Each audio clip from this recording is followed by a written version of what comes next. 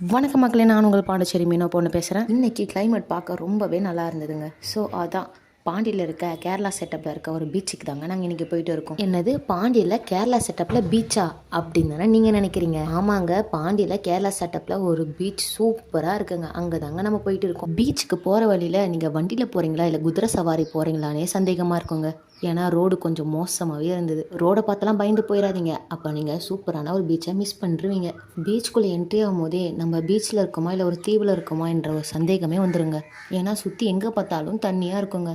நான் இந்த பீச்சுக்கு வந்து 1 இயர்க்கு மேலே ஆகுதுங்க. நிறையவே இம்ப்ரூவ்மெண்ட் பண்ணிருக்காங்க.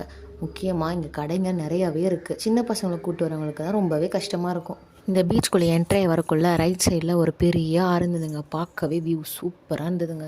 சின்ன பசங்கள்லேருந்து பெரியவங்க வரைக்குமே ரசித்து பார்க்கக்கூடிய ட்ரெயினை பார்த்தாங்க.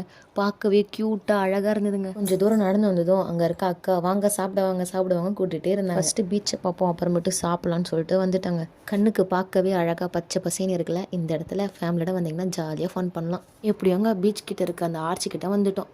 எவ்வளோ ஆர்வத்தோட அந்த பீச்சை பார்க்கணும் வந்தோன்னா கடைசியில் எனக்கு பெரிய அதிர்ச்சியை காத்திருந்ததுங்க. அது என்னென்னு பார்ட் 2ல் பார்க்கலாம். மறக்காமல் நம்ம பேஜை ஃபாலோ பண்ணிவிடுங்க.